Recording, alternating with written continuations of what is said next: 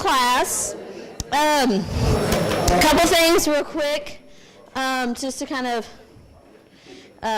real quick, few reminders. Just as a reminder, your table tent needs to be up and named facing forward, not on the floor, not turned away, not in your lap, not in your hand. So just as a reminder, that's part of the process. That's part of your attendance for the class. So just remember that is the expectation. Lots of emails with questions about the Schnatter Center assignment, so let me just real quickly go over that. Open up the assignment tab on Blackboard. I think a lot of people are asking questions, they haven't actually done that part. You need to, there are 4 options. You can do 1, 2, 3, or 4. There was a mistake with the book club, and I apologize that was a miscommunication between Donna and I, for those of you who spoke with her, but she gave me a list of those of you who checked in with her. So I have your names. The other side of that is, if you want to do the Freakonomics movie, you do have to sign up, and that's primarily so she just knows how much food to get for the event. So if you're going to do the Freakonomics movie for your assignment for the Schnatter Center, you need to register with the link I sent out yesterday through Blackboard. Folks, when you say, I didn't see this email, I didn't see that, just remember in your syllabus, and I said on the first day of class, the expectation is that you're checking your email every day and seeing it every 24 hours. If I send something out in Blackboard, it immediately goes to your email. It's an automatic, immediate tie, so when you say I didn't see that, that means you're not checking your email. So please make sure you're keeping up with those things on a daily basis, because that is the expectation for the class. So just as a reminder, there are 4 Schnatter Center, 2 have already passed, there's 2 more options left, you may pick either of those. Folks, there is a write-up requirement for every assignment in this class, so don't assume. You need to open up the assignment tabs and open up the instructions in those assignments so that you don't miss it, because what will happen at the end of the semester, that's great, you went to the Forbes talk and you turned in your slip, but if you don't do the second part that goes with it, you're going to get a 0 for the assignment. So don't wait to the last minute and think, oh, I've done everything. Make sure you're opening up all those tabs and reading the assignments. I did not go through all of that with you bit by bit on the first day of class, because I believe you can read and I believe you're capable of handling all of that, rather than just spoon feeding each piece of it to you. So please make sure you're opening those things so you don't miss any of your assignments for class. Okay, next thing.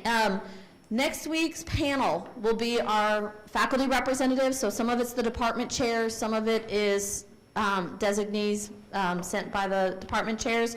But they will be answering your questions about, and I will also have somebody from the Ulmer Center who talks about internships. So these will be the people who can answer questions for you about majors, minors, how to prepare, what you need to be doing, things like that.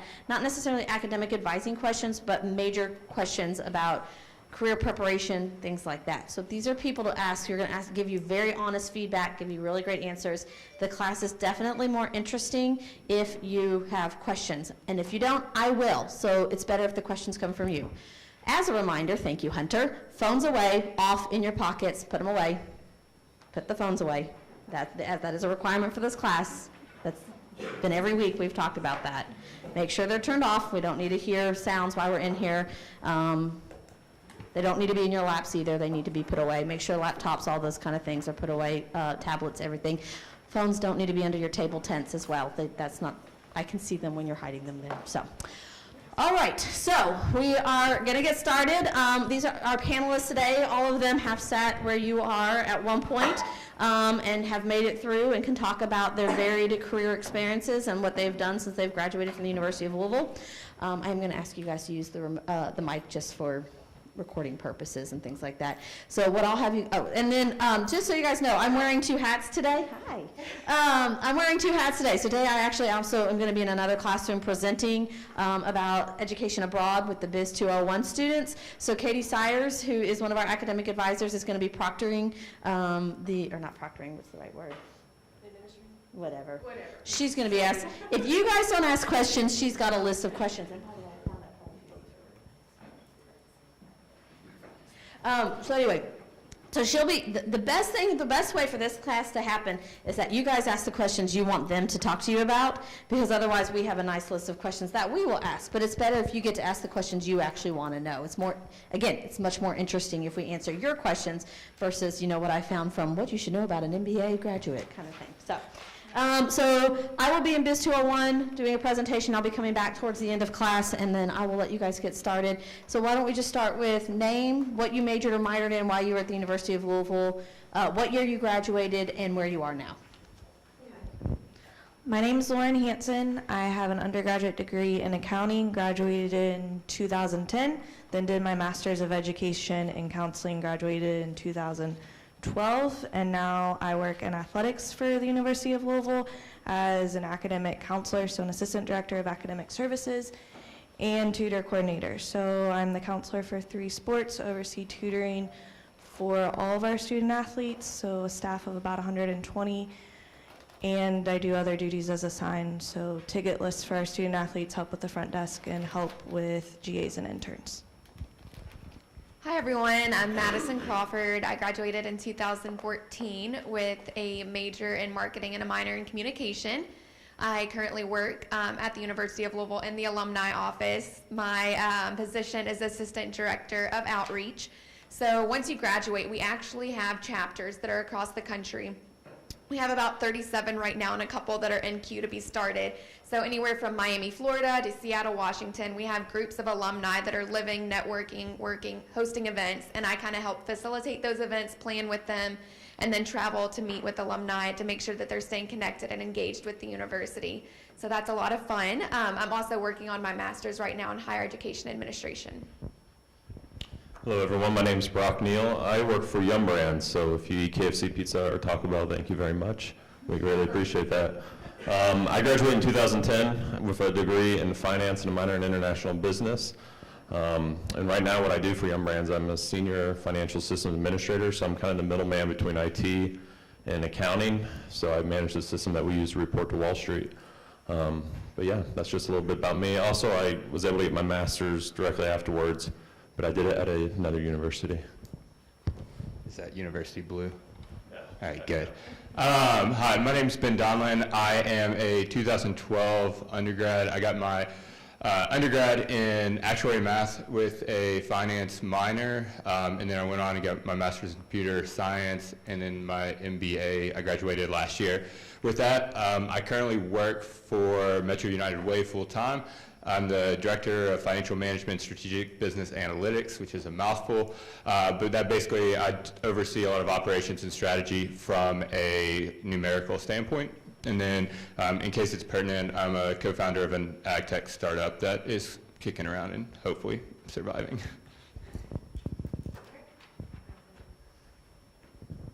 So I will feel free, if there's any questions that come to mind. I would hope that you all would love to jump in. Maybe go down the line again and maybe see, how did your experience at U of L within the College of Business help you find your first position after graduation? Maybe the path you all took, maybe to. I went straight into grad school, but for me, the College of Business helped me figure out which grad school program I wanted to do. I worked in the College of Business Advising all through undergrad. Kind of wanted to do that afterwards, but they didn't have any positions. So they sent me over to the College of Education where I started working in athletics. And everyone knows everyone in the field of education. So I actually took a job at the University of Arkansas and spent 4 years there before coming back in 2015. Okay, so I was kind of all over the place. I started my freshman year as a nursing major, and then once they started talking about the kind of tasks that nurses did in their day-to-day job, I was like, why am I a nursing major? And then immediately switched over to the business school and decided marketing was the best path for me. How many of you guys are marketing majors or interested in marketing? Okay, yeah. So with marketing, there's a lot of different routes you can take, and so for me, there are a lot of things that I was interested in. I was pretty involved as a student on campus. I did orientation staff. I did student government with the College of Business. You name it, I kind of dabbled in it. And so I wasn't sure which route to take. And with the College of Business, my advisor helped me find an internship where I did some product management. And then from there, I realized I did not want to sit at a desk 24/7. So I was like, okay, I'll cross that off my list. So then they were able to help me after that find a management position after college. And then I realized I didn't really want to do management either. And so I thought, well, with me being so involved, on campus when I was in college, higher education was kind of a no-brainer to go towards. And what I didn't realize is there's a lot of opportunities in higher education that apply to a multitude of degrees. So marketing, you can do outreach or communication, finance, you name it, there's really a place in higher education for you if you're interested. But that's kind of the path I took and how the college helped me. Well, I was here as a frequent visitor of the Ulmer Career Center, so I was able to get an internship at GE at the Appliance Park over here doing like financial analysis type work. And through that, I was able to get that experience that was necessary to help me get the job I am in today. But when I graduated in 2010, it was kind of right after the 2008 recession, so there wasn't a whole lot of job opportunities for new graduates. So my first job was actually not even related to finance, but because of that internship, it allowed me to get my next job when a recruiter reached out to me on LinkedIn and was like, hey, we see you had experience doing this, and it was very minimal experience from that internship, but because of that, I was able to get my next job, which I'm in now, which has been a perfect fit for me. But the school helped me a lot with that, and just taking advantage of all the resources that they have here. I think it's easy to not do that. I think you need to take the time and be intentional in going about and taking advantage of all the resources that you have at your disposal that will help you get that next job, because at the end of the day, you're going to be the one who has to push yourself. You're going to be your chief marketing officer for yourself and pushing your brand out to other people. So make sure you take advantage of those resources. So I'm kind of in a little bit of a unique position as well. So technically math is in arts and science. So basically with the math, what their support in terms of career services is basically work for Humana or go and do something, get a PhD in math. So I didn't have as much options in terms of a lot of the advantages that you all have through the business school. But through my MBA, a lot of those conversations and networking and kind of full development in terms of not just focusing on math, but focusing on being able to get into marketing and leadership and all of those areas really kind of developed a platform that really helped me get into the job I am today. So. I was being really loud, so. Well,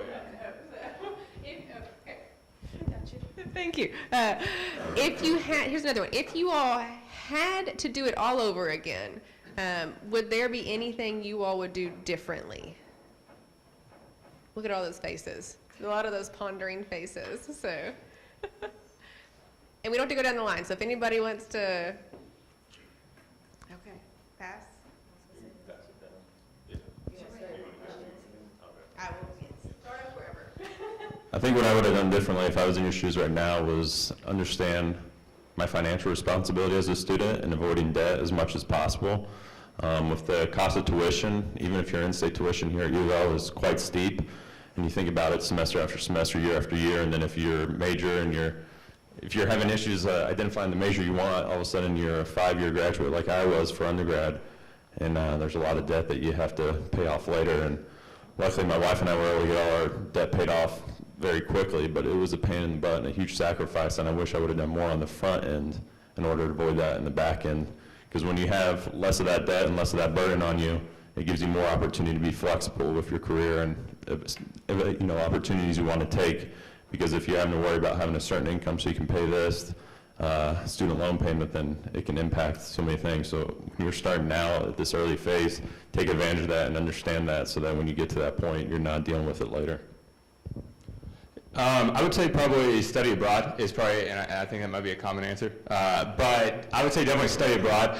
I didn't find the time, and I convinced myself that I didn't have enough time, but there's lots of opportunities. There's lots of, it doesn't have to be for a full semester, but just having that exposure. I didn't really travel abroad until after I graduated, and that the benefits and learning and life lessons from seeing other cultures and environments is life-changing. So that's definitely would be one answer. The other one I would say is developing kind of your personal brand.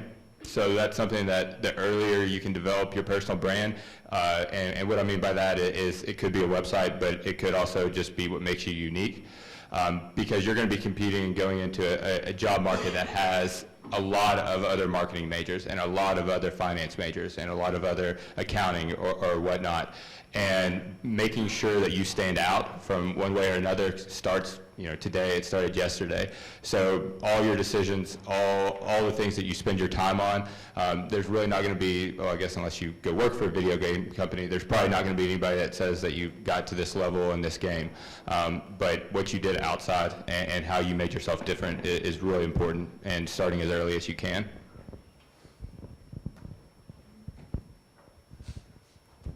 Mine would have been study abroad too. I actually signed up for a 2-week one because I knew financially I couldn't afford to take off from work for a whole semester. I funded myself through scholarships and working at least 2 jobs a semester. But the study abroad program I signed up for going into senior year, that was 2 weeks, was canceled because the professor may have brought a gun to campus. Fun fact. So they canceled our trip. And I just wish I would have gotten that opportunity, because after that and after graduation, I didn't get to go on any trips. I went straight into my career, kind of straight into grad school. And I think the other thing is just take full advantage of all the opportunities that you have. Dabble in different organizations. Find out what really makes you, you, and what's really going to make you happy in the end. I got to senior year and I was like, I don't want to do accounting. So then I had to figure out really what I wanted to do after graduation. I wouldn't change anything, but I'd do it again if I could. Amen. Angel had a question. Okay, so my question is, being that you guys are in the business field, what major, if you guys, not that you don't like your current major, but if you could change one, change it to another one, what would it be? Where do you see, the business field going? So, for our generation? That was a mouthful. I do apologize. Y'all know it. Yeah, feel free. I Do you have mean- a question? So basically she asked if we did our major over again, which one would we do? And where we see the trend going? And it has to be different from your current. It has to be different from our current one? Okay, so I did accounting. I probably would have done CIS, Computer Information Systems. I started the minor, but based on how it was sequenced at the time, I wasn't going to get done in the amount of time I needed to get done. But there's always growth in technology, and I think having that programming background is going to make you more valuable across the board. I too would pick CIS. I think IT right now is huge and only going to continue to grow. There's definitely a lot of money from people who are successful from their CIS degree, and at least having a minor in that I think would be extremely beneficial in any field. Yeah, CIS as well. My degree was finance, and what I do now, though, requires a lot more CIS. The guy that works my team did CIS, and he's able to do a lot more things and a lot more flexibility. That's really helped our team. But one thing to keep in mind, though, too, is as you get in the business world, oftentimes it's not so, a lot of it's about your major, but a lot of it is, do you have a skill set, do you have the ability to learn, and can you execute? If you're able to communicate with people and execute at a high level, then you have to have that degree, but you can do anything. So when I came here, I did finance because I heard it was the most versatile at the time, where I could go off and do many different things. And it's somewhat panned out that way because it's a good base degree, but I can go and do other stuff if my skill set is better in doing something else or communicating, working with other people. So that's a great transition. Even though I completely agree with the CIS, for me, I would have actually probably have tried to do something with marketing. And the reason with that is, although I completely and totally agree that everything is about connection, it's also about messaging. And so I didn't have my first marketing class until I got in to my MBA, like halfway through. And I just absolutely loved it, and being able to combine it from a numerical standpoint and then an IT standpoint, just that combination I think is really going to be the future. So at least something with marketing. I'm kind of happy with math. I would never do it again. So anybody thinking about it, don't do it. But hey, I would have loved to have had the marketing aspect. Any more questions? That's a good question. So, Minors, would you guys recommend minors or no minors? And if so, which one do you feel be the best? I think it's going to depend on your degree program too, because I'm CIS. okay. Well, and I was going to say it depends on how many elective hours you have and how many business elective hours you can have, because there's some majors that I know for sure it's easy to fit in one, and you have to think about your plan of when you want to graduate, so you're not necessarily doing the 5-year plan, or if you're on scholarship, what it covers to make sure that you're able to get it all done. I probably would have done something completely out of the College of Business, just so I could get different experiences. I don't know about communication. I'm naturally an introvert, but maybe English, because I really liked English. So accounting and English is very weird together.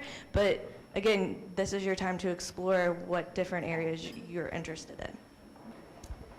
So I had a minor in communication, and I think if I were to have gotten any other minor, it would have been psychology, just because there's a lot of psychology in marketing, and I think that's extremely interesting. But I think at the end of the day, and this is my personal opinion, I don't think a minor is going to make or break you getting a job. I think it's only supplemental to adding skills to your skill set.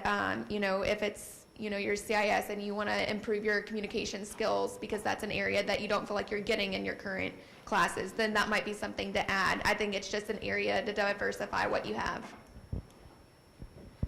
Yeah, I completely agree. If you're going to do a minor, like she said, I don't think it's going to make or break or be a huge plus on your resume or anything. I mean, it's nice to have, but if you're going to do a minor, I think you should do it in something that is a weak point.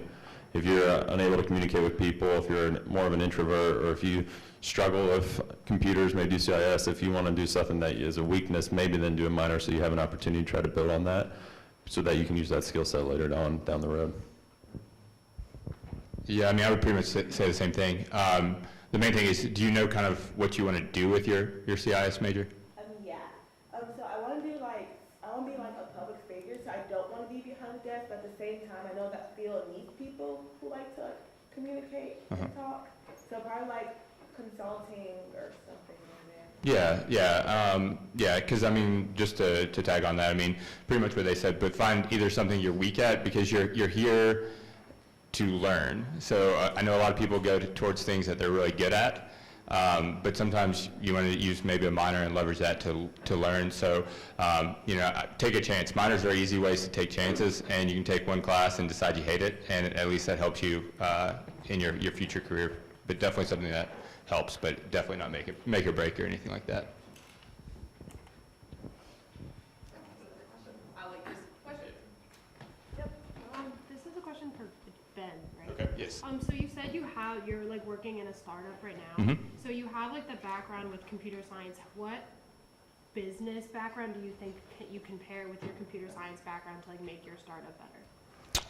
So with running a startup, so I've been at it for about 1.5 years now, and it's in artificial intelligence, so that's where the computer science piece plays well. But startups are all about, first of all, focus, and then the financial aspect. So the financial aspect is really important, because if you have no financial sense, you may be given a $1 million investment, but you can easily blow through that if you don't do your due diligence. And when you blow through money, or you're inefficient in your spending, and you go through it and you still don't have a product, or you still haven't brought in revenue, it's really hard to go to another investor and ask for money.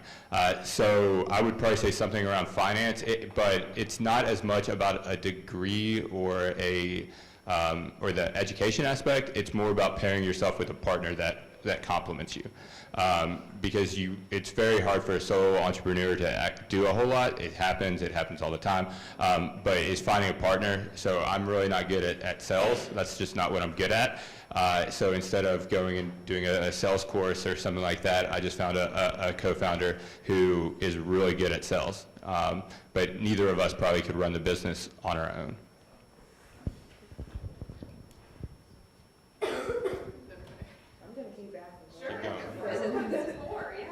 Okay, so like when it comes to personal networking and experience, what's the best way you guys think to get yourself out? Since our major is so broad, if you don't have really good experience, I feel like you're not gonna get a job. How would you go about that, exposing yourself? I think internships is a good way to get out there too, and just making connections with people, because there might be classmates who have connections, or have family members that have connections, or know someone. But kind of like what we were talking about earlier, is building your own brand. So when we say build your own brand, it's kind of pushing yourself out there, but being authentic about it. Don't go out there and be fake and be something you're not. Be who you are, own it, and then go out there and showcase it to other people. So I think that's the biggest part of networking. There's actually a thing at Yum Brands, we had this thing this week called Grow Yourself Week, where they had a bunch of courses, and they had one about networking for introverts. So there's, on the Harvard Business Review, they have this article called Networking for Introverts, because I'm more of an introvert, and it's not necessarily that you're shy, but it's more of, when I want to get away and have my own time, I want to have my own time. I don't like being around big crowds because it kind of drains my energy. Not that you guys are draining my energy right now, but I think it's finding what works for you and going out and networking. Networking doesn't necessarily be defined as going to a big group where there's 500 people that you don't know anyone and talking with everyone. It could be getting out there and pushing yourself and going and having one-on-ones with a professor, or reaching out to someone in a company and saying, hey, you might not know me, but I'd love to sit down with you and discuss what you do in your career. And identifying those things and building those relationships, but it's just taking those steps. And the biggest thing is, it's just you have to be disciplined to do it and be consistent in doing it. Yeah, I completely agree with what he said. I think being open to reaching out to people that are in positions that kind of mirror what you want to do, and asking them if you can take them to coffee, and people are usually pretty open to that.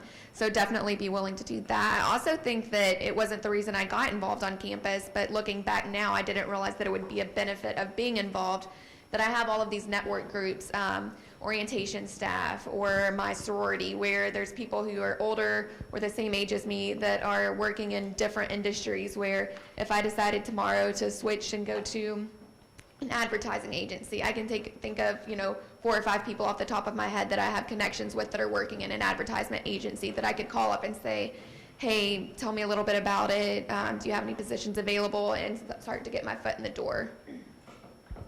Very much what I was about to say about getting involved, even if it's not in formal organizations of athletics or Greek life.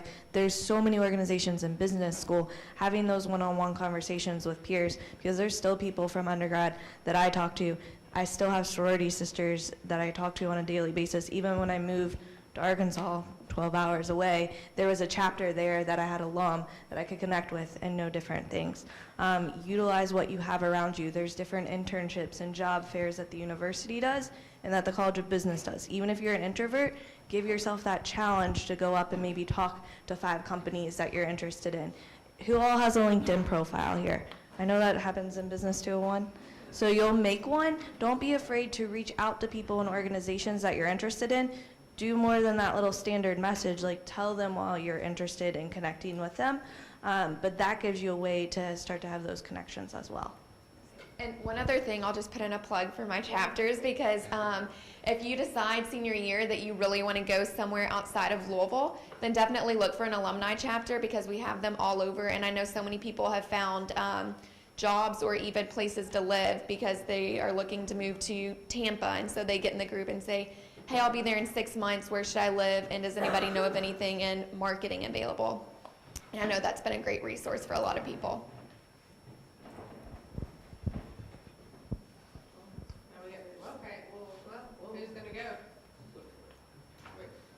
You go because you have a Yankees hat on. Okay, thank you, good one.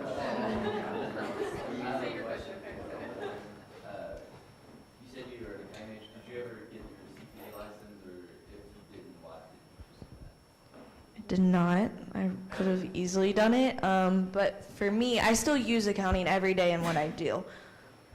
But I knew that wasn't going to be what made me happy. I like connecting with people and seeing the growth across the board, like from the time that they get to college to the time that they leave us, in whatever way they leave us. Do I wish I did? Probably, especially when I do taxes.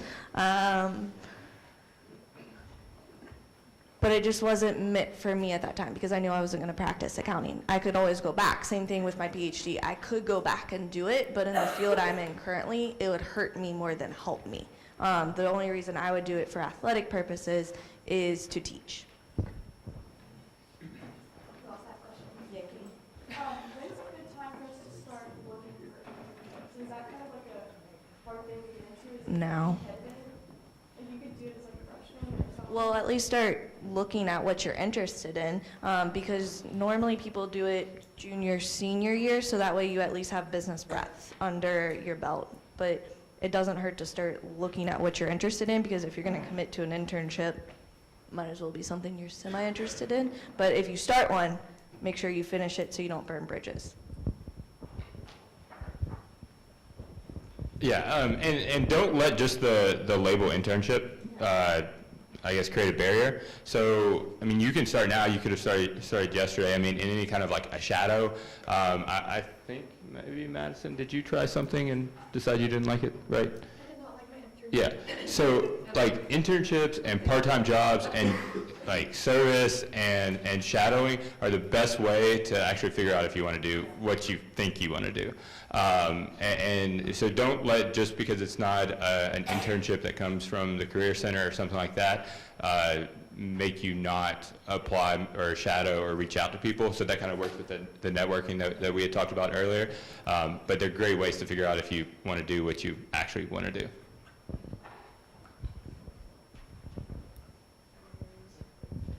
I will address real quick on that one. Some of you all may not realize about the internship and co-op opportunities. So there's certain majors like CIS that require at least 1 to 2 co-ops to graduate. And there's certain majors that you can earn elective credit toward your major.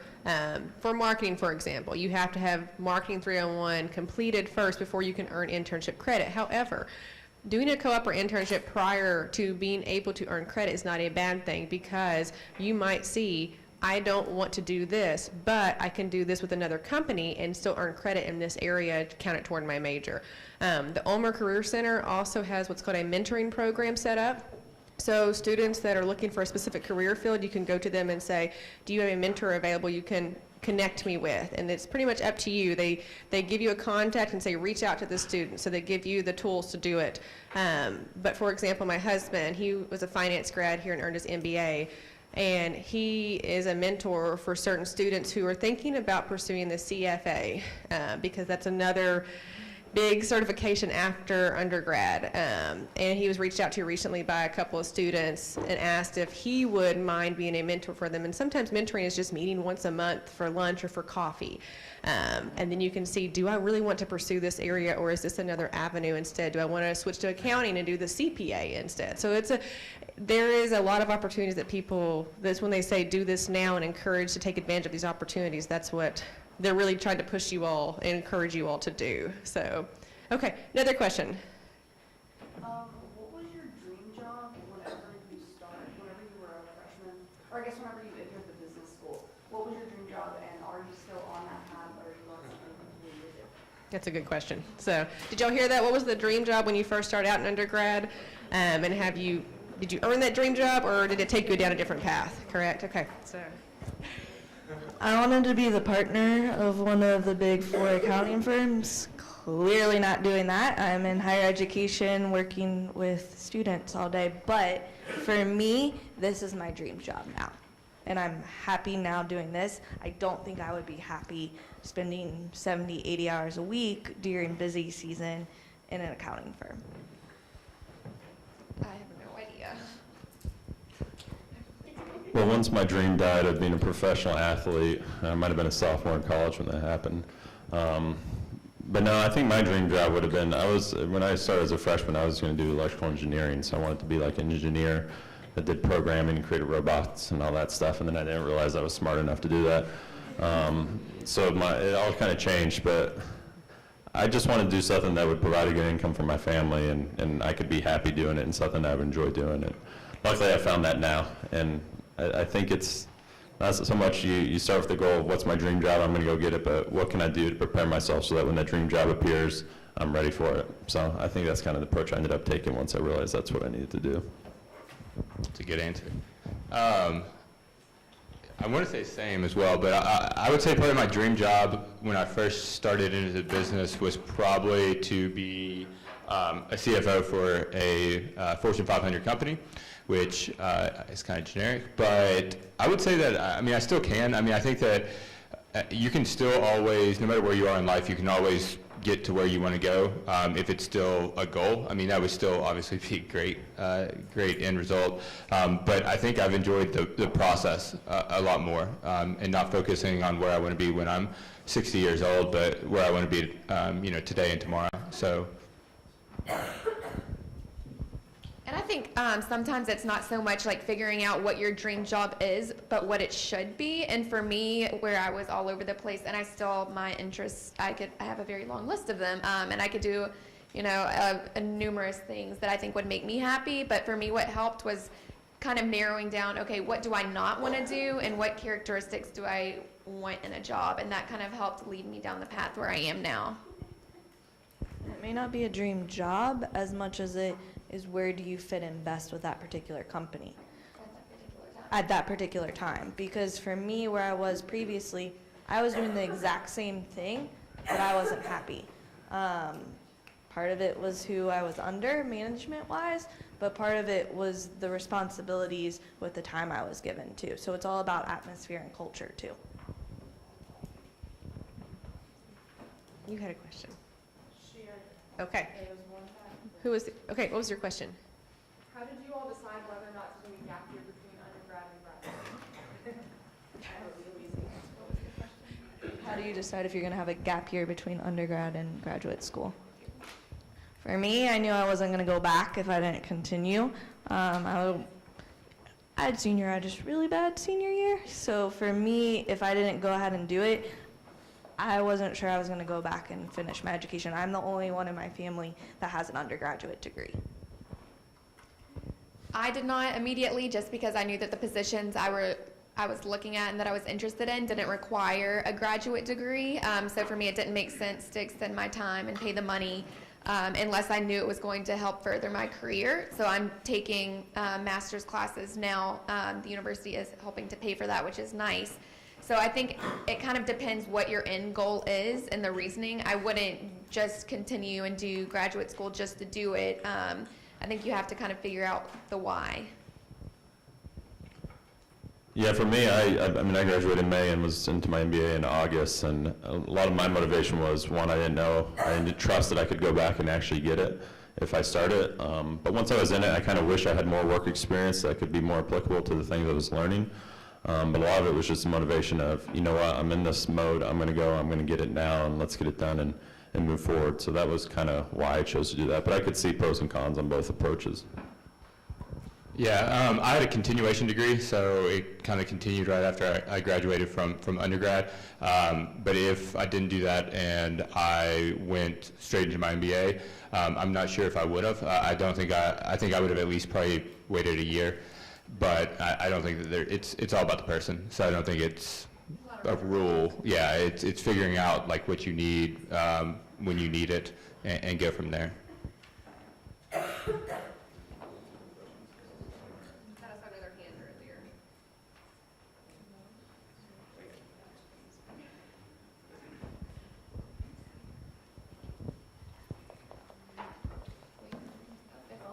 Oh, go for it. So how did you know when you get a degree, it's such like a broad spectrum. So how did you know where you wanted to go? Because you started somewhere and you ended up miles away. So I don't know, how do you find a place where you want to be? Okay. So her question was, after graduation, right? How do you find a place where you want to be, company-wise or physical living location-wise? No, where you specialize in with that degree. So you're doing help connections. You're doing something different. You can go into so many different aspects. How do you know where you would fit in? For me, it was where I was doing part-time work and I was talking to the advisors downstairs and I was like, okay, I really love sports and I really love talking with people. So that helped me be pushed into the College of Education and the counseling route. I think that goes back to internships are really important too. So you're kind of starting to test the areas that you're interested in. It doesn't even have to be formal internships. You can just go meet with someone to have that experience. And I think it's all trial and error with experiences. You try something, okay, I could see myself doing this long term, or I couldn't, and then you move forward from there, and that's kind of the path that I've taken.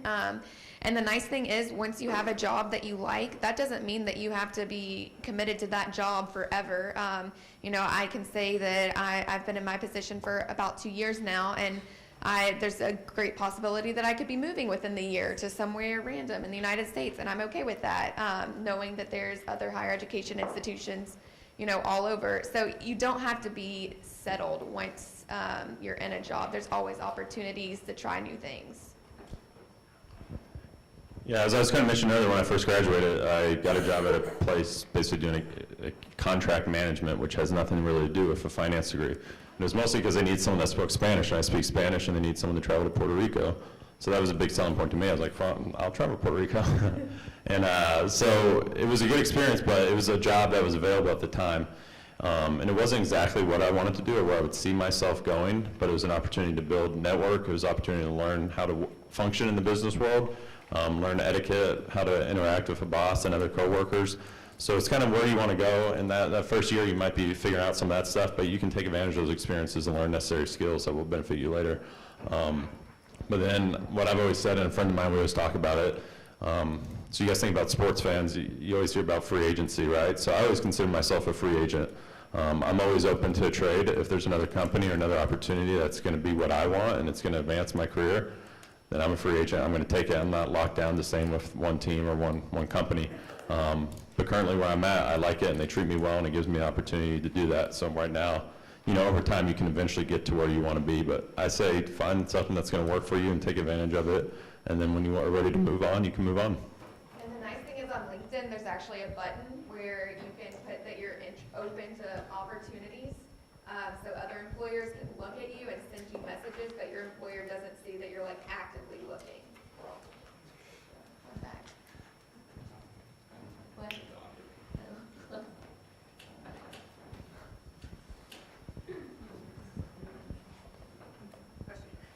This was touched on a little bit earlier, but were there any extracurriculars that you were involved in that you felt that really were pivotal to your undergrad career?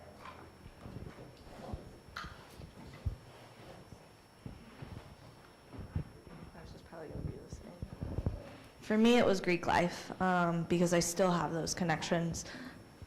If you have a friend for 10 years, you're probably going to have a friend for life. And for me, I'm almost to the 10-year mark of finishing undergrad. I still have a lot of those friends, but for me, I also did reach stuff. I did stuff downstairs. I did different organizations around campus, and it helped me grow as a person, but also helped me still continue to grow. If I need something, I have those connections across the board. For me, I would definitely say Greek life, but also orientation staff really helped shape my view of higher education and kind of got me interested in it. And kind of the reason that I didn't jump right into higher education whenever I was graduating was because I thought I was just trying to hang out in college and thought I needed to get over it. But I've decided that I'm past that thought process. So I think orientation staff, I think, anything and everything that I got involved with kind of helped me determine if there were things I was interested in or not interested in. There was a marketing club and a sales club, and I was in both of those, and I think those kind of helped me determine what I wanted to use my marketing degree for. Yeah, I was married and had a kid before I graduated undergrad, and it was kind of hard for me, that struggle of, well, how can I get extracurricular activities, because my activity was going home and helping my wife and taking care of our baby girl. And what I did was I would go to the finance club because I was a finance major, and then one day they're like, hey, we're going to get a new president. And actually, funny story, there was a kid there that was just advertising to be president, and he was doing like a campaign for like 6 months to be the finance club president here. And then they had him give a speech, and like, is there anyone else? And I was like, you know what, I think I could do this. I raised my hand and had no campaign or anything, and they ended up voting for me to do it. And the poor kid, I felt so bad because he worked so hard. But I went for it. I was like, you know what, this is going to be my extracurricular activity, so that I can put on my resume. And it was a great experience because I got to interact with more professors, got to interact with all the finance students in that grade, and built relationships. And then when they graduated, I knew where they were going to get jobs. I knew what they were working on. There's relationships that I've had now, and I've had a kid from when I was finance club that I was able to get brought into Yum, and now he's moved to Dallas to take another role, and he's moved up in his career. So it's like just these small connections you make because you take a risk, and all because I just raised my hand that one day and said, you know what, I think I could do that. So just take advantage of any opportunity you can do that. So my first answer would be Greek life. It's pretty much the root of everything that I was able to do. My second would be working with orientation. So just to kind of go, I would probably say SGA, and maybe not in terms of student government, in terms of going to the actual SGA meetings or running or any of that stuff, but it opened a lot of other opportunities to serve on boards. A lot of those boards you're the student rep for, and that got kind of got me involved in a lot of upper, like higher administration stuff with people who have opened up a lot of connections for me down the road. And there's a lot of diversity in terms of everything wasn't, when you get in Greek life, a lot of things are pretty much just Greek life if you focus on Greek life. Orientation, a lot of it is just on orientation and helping students through and stuff like that. But with SGA, it went to a whole lot. I was on a sustainability council, a lot of like alumni stuff that I would never have gotten involved in if I didn't do SGA. So Greek life, SGA, and orientation stuff.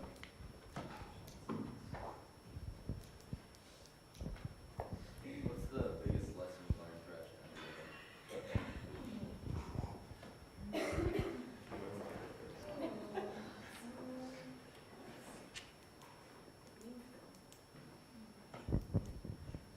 The biggest lesson I probably learned in undergrad was just perseverance and being diligent and doing the things. I always tell people I never felt caught up in a class until after I walked out of the final. That's when I was finally like, oh yeah, I finally caught up with everything in that class. So a lot of it I think is just perseverance, not getting too stressed out, not letting things get you too beat down. In all my job interviews I've ever had and any interview I've ever given, I've never had one person ask me or I've asked anyone what their GPA was. I've just worked hard to get through it, and if you can see someone who put in the effort, who has the capacity to work with others, who's a good team member, then you'll be successful. So don't get too beat up, don't get too stressed out. It's not the end of the world. Just keep persevering and enduring, and you'll get through it. That's probably the biggest lesson I learned, was to just do what you got to do, and you'll get through. Yeah, so similar to that, the first thing would be that no one's ever too busy. I know you all feel like you are probably busy and you have no time and anything like that, but you can always do more. You can always, attend another meeting. You can, help somebody. You can say yes to something. You have more time. I think what I found is when I came in freshman year, I thought, life was all about classes and I had a full load and that would take up. And then if I look back whenever I graduated, every time I said yes to something, my stress level did not change, but kind of the rewarding aspects of it helped. And if it's just kind of, not a joke, I guess, but like looking about how I thought I was stressed out when I first started out and now, it's just kind of completely different. And then I also would say, I'm not going to go into this one, but Friday nights never helped you. So Friday and Saturday nights really never helped you if you don't use them wisely.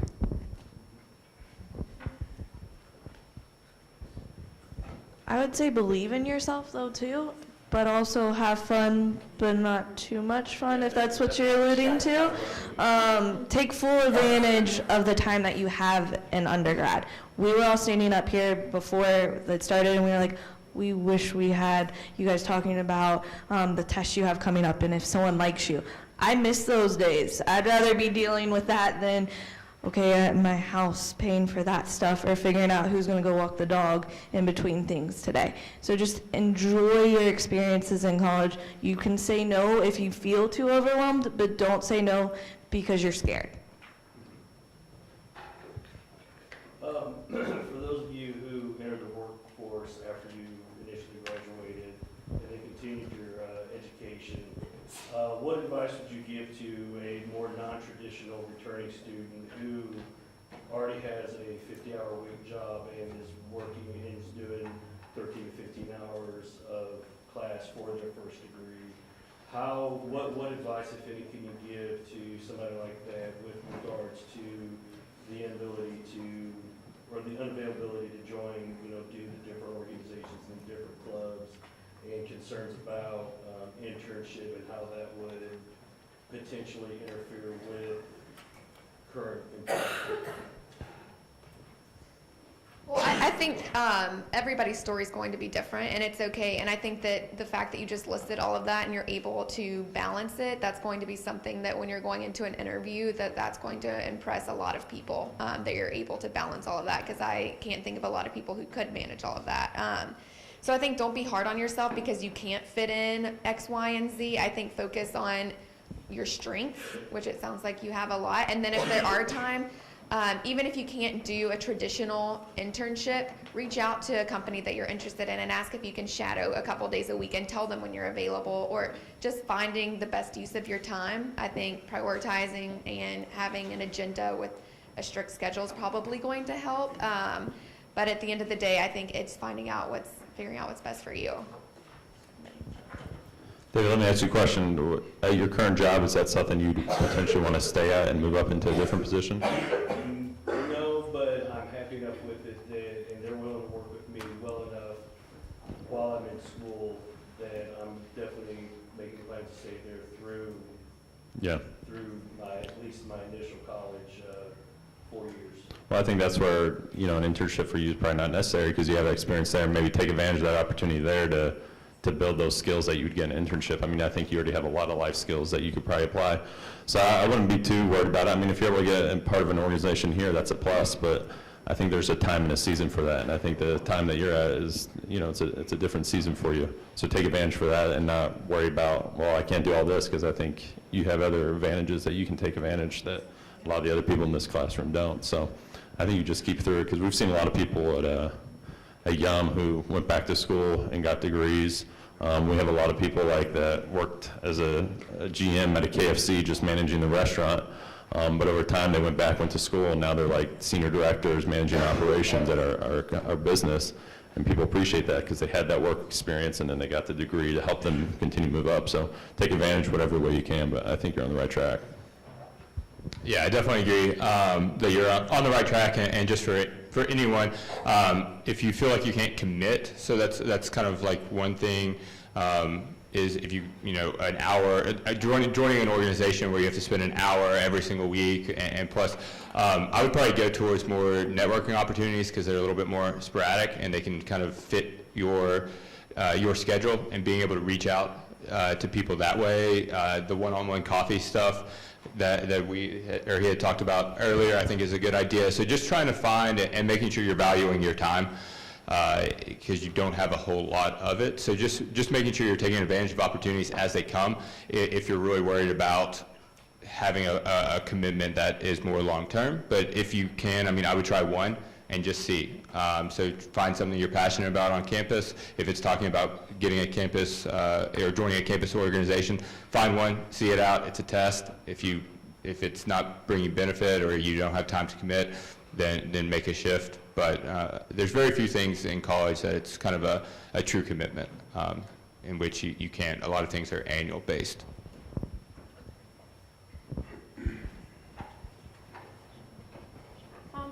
You have talked about being on an orientation staff. Do you think to a future employer what would look better on your resume, being an SOSer for a summer, or going into an internship and getting experience in the workplace?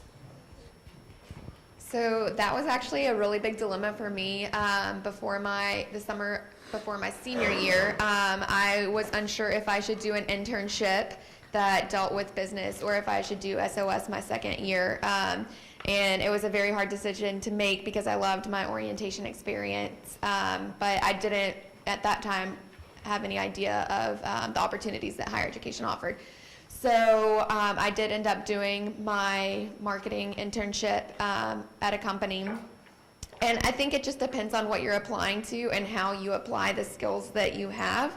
I think obviously orientation is more applicable to my current job, but even in the one before, I was able to talk about the experiences I had, how I would stand in front of large groups of people and talk, how I was able to have one-on-one conversations. And it's kind of just taking the skills and the experience you have and applying it to whatever job you're applying. It doesn't really matter if it's an internship or SOS or something else. It's just a matter of how you utilize it, if that makes sense. And how you brand it for when you're talking to employers. So I hire our part-time staff of 100, 120, but then when we're not under a hiring freeze, I sit on that group that looks at different resumes to hire our full-time people. And it's not gonna necessarily be, oh, she was an SOSer and she had an internship. It's more gonna be what skill sets do they have under those that are applicable to that particular job at that particular time.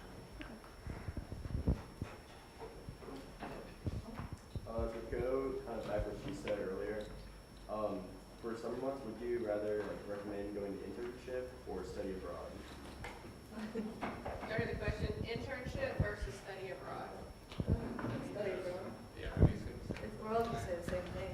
If you can afford study abroad, do study abroad. If not, I would say do an internship. When I look at a resume, I appreciate someone who's studied abroad.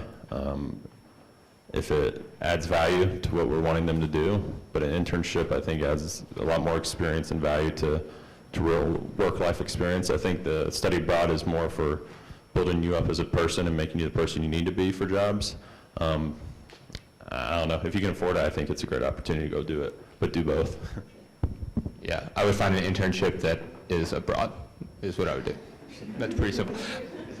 Yeah, because to what Madison was kind of talking about in the previous question, it's about what you develop, how you can sell it, and the skills and the personality traits, and I think that there's so much value in terms of being able to get into another culture, and especially in the business world, speaking generally, and really the world as a whole, the globalization is becoming more and more prevalent. Probably by the time that you all are searching for your first job, I mean, in terms of regional companies, it's going to be very far and few between. Everybody is working with different companies, international. So I think that just having that is a huge thing.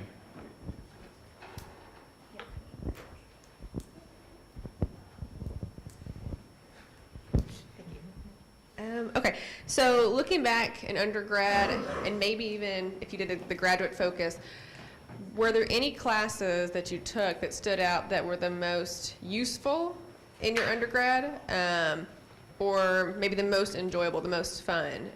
I give an example. Again, my husband, he was a finance major, and derivatives was the one that was the most beneficial to him when he pursued the CFA. Your face is awesome. So, but so that might be something for students to look at and consider. I didn't have to take that class, but a lot of my students that I work with now do, and they hate it. So that was the face. For me, I really appreciated the honors classes that I took because they were smaller and there was more discussion based. Also, I really liked my CIS classes and my accounting information systems classes. So 310, and I don't remember AIS number, but those were my fun classes for me. Something like that, yep.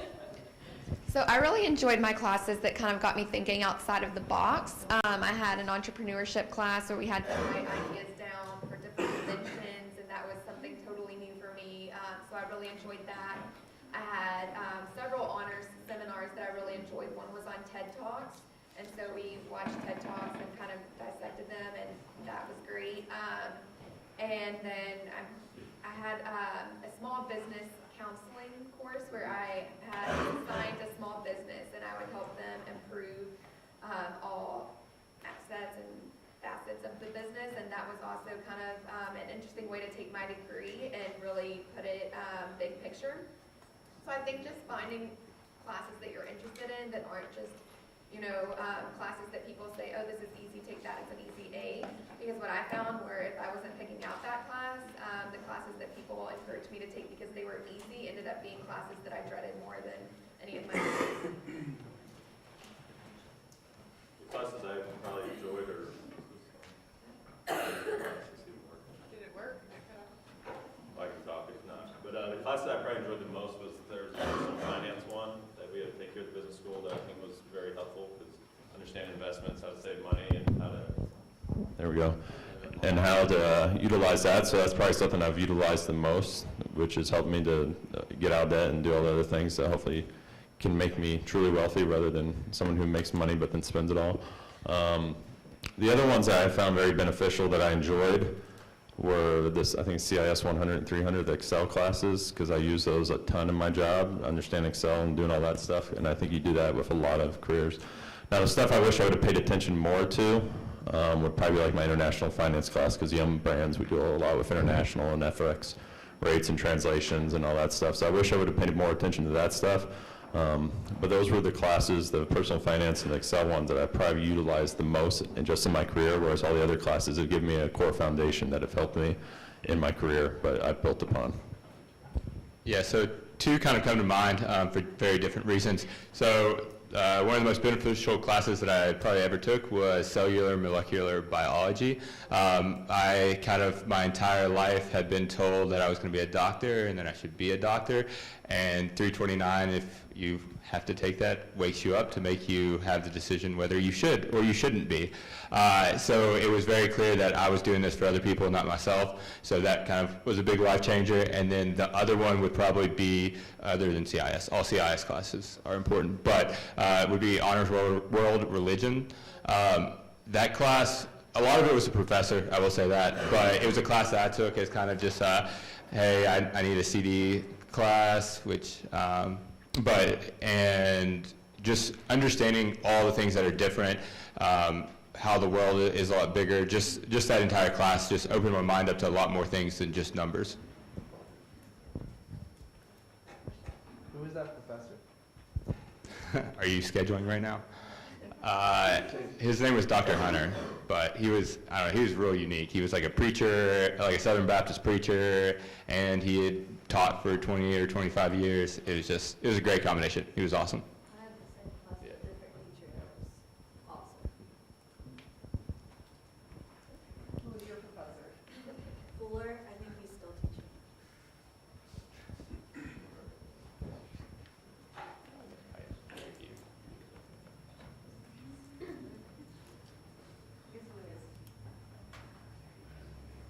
How did you all balance your time, I guess, in undergrad? And if there's any advice on how to balance, time? It's like there's a lot of things that high school students are used to a certain thing. Yeah. Their schedule built for them. There's a lot more freedom and flexibility in undergrad and college in general. So how is time management, how important is that? Yeah. Balancing time. So time management is huge and continues to be huge, so building your skills now definitely helps out. It's definitely what scenario you're coming from, so what your life situation is. To be honest, when my first semester freshman year, where it was kind of scheduled for me, yeah, I had some options. I could say I don't want Friday morning classes or something like that, but it was basically scheduled for me, and then I learned a whole lot from trial and error. So I took the approach of I could keep adding things until I felt like I was overloaded or it was hurting my school, because the key for me and what I struggled with the most with time management is that the school work was the priority. I got so wrapped up in the extracurriculars and trying to do stuff outside of school. So I think that's where your balance, and that's kind of the test. If you're starting to struggle in classes or having to skip classes for other opportunities, that's kind of a check. But for me, it was just trial and error and kind of adding things to my plate until I guess I graduated. Yeah, time management was tough for me because when I was an undergrad just about to finish up, I would go to class basically till noon, do my internship at GE till 5, then go to Chili's and be a server there till like 11, and then go home to a family. And that was, I mean, it was only about probably 2 or 3 days a week, but it was a lot. And then, oh yeah, you got to study for your tests and do your homework and stuff. So I think the biggest thing for me was prioritizing what's most important, what's going to add the most value to my life in the long term. At that time, it was getting my education, and then once I could get my education, hopefully I could get a career that would allow me to have more free time. And it's panned out that way, but I think the biggest time is having to take the time to think and write down what's your priorities, what are you trying to achieve, and where do you need to put that energy towards it. You know, if it's hanging out and partying, or if it's going to activities, or it's playing video games, how much value is that adding? Yeah, it's a good thing to do, but you might need to limit the amount of time that you do that thing, all things in moderation. I think it's one thing you need to keep in mind, but I think that's where you got to set your priorities, and then once you do it, you can manage that time more effectively. For me, I lived and died by my planner. I had to have like a schedule down where I knew, okay, this is where I have free time. This is when I need to do this. I also knew, as nice as it is to say, you know, Fridays and Saturdays don't benefit you. You could have told me that every day, all day when I was in college, and I would have said, great, still going to a party this weekend. So I think if that's what motivates you, and then use that to say, okay, I have X, Y, and Z that I have to get done or I can't go. And that's kind of what would motivate me to get through some of my tasks that were time sensitive. And I would write out all of the things that I needed, and I would even prioritize, okay, this is most important, this is due first, then I'll work on this. And that's kind of what would help me get through all of the tasks I needed to get through. Also, there were certain classes that I had that I knew if you put me at a desk with a book that I would be staring into space because the topic just didn't interest me. Statistics was that class. It wasn't that I necessarily was bad at it. I just didn't really care to read the textbook. So I would schedule a REACH tutoring session a week, every week, and that would be my time when I would go in, and I knew because it was scheduled, there was somebody like looking at me, I would get through and study and get all of my materials completed. So utilize REACH. I love planners. I'm also a color coding person. So I knew from 8 to 5:15 every day I would probably be in class or working downstairs, but I would still color code everything. And I was that person that probably downloaded their syllabi before school started, and I go write out all my assignments. And I would do the same thing as her. I was going out every weekend, I'm not gonna lie, especially during football season. I'm a huge sports fan, which is why I do what I do now. I had to reward myself. Okay, get through econ because like stats for you, econ for me, it was a struggle bus to get through those. So I would say, okay, study for econ before you go tailgating, so that way you're not trying to come back on Sunday when your pro team is playing, you can do something else and study for another class then. So it's all about balance and figuring out when you have time for stuff. So if I wasn't in class in the evenings, I was doing Greek life or I was studying or I was trying to keep up with everything else. I liked your little analogy of you got finally caught up after the final. Yeah. Same in some of those classes. Utilize the planners. They have them for $1 still at Gray's. Take full advantage of that. Oh, they're free apparently now too in the College of Business. And if you're a student athlete, you're given one, so you might as well take advantage of it. Stand by the horse statue. There's some free ones. So when you guys were in clubs, like, were you guys like I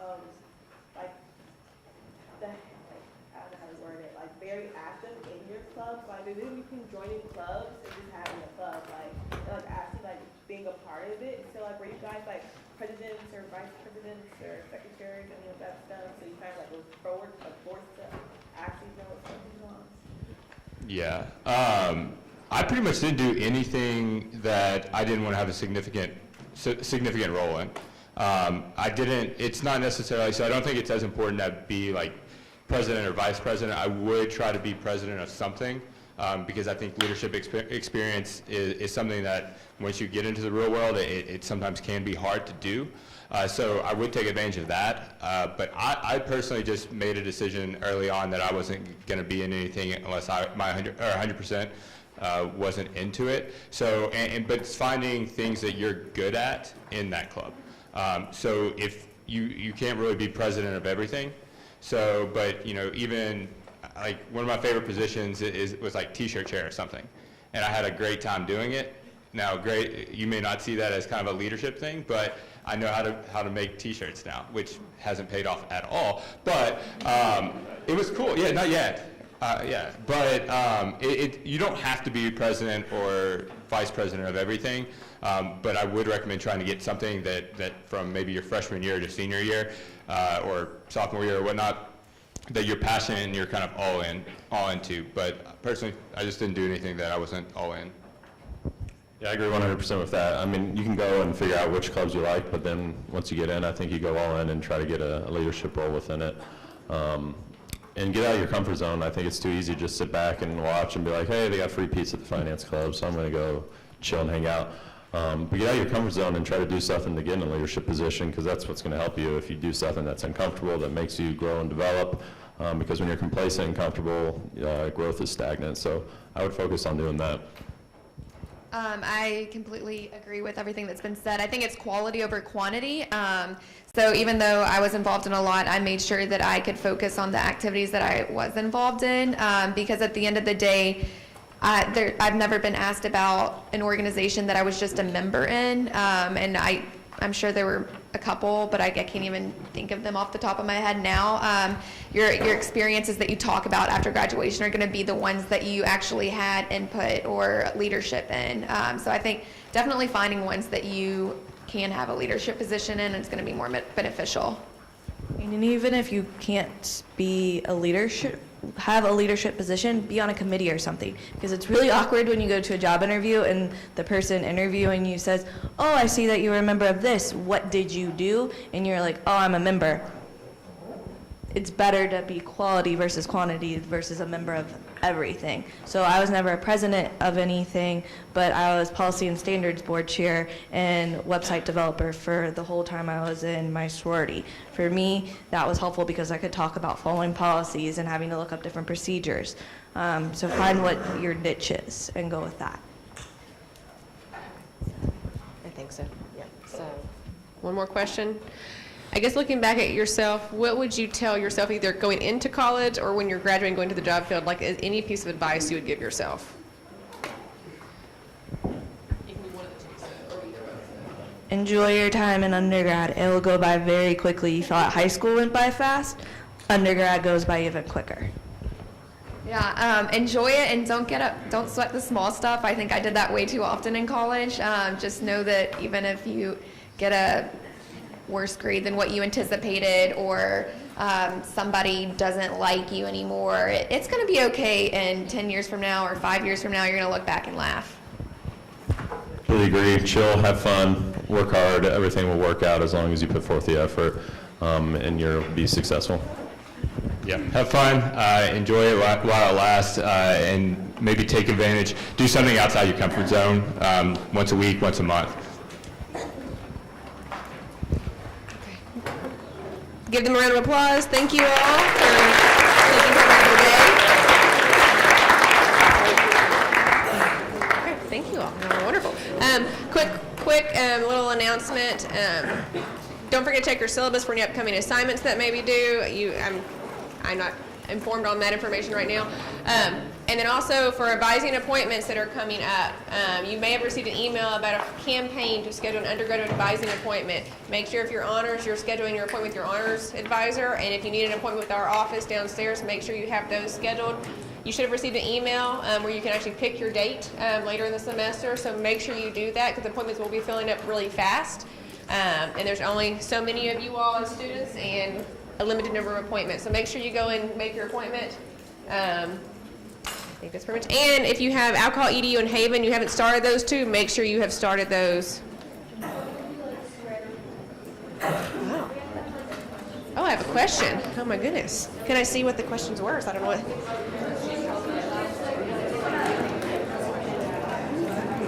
Okay. Write down something you was the most beneficial advice for today. Forgot about that.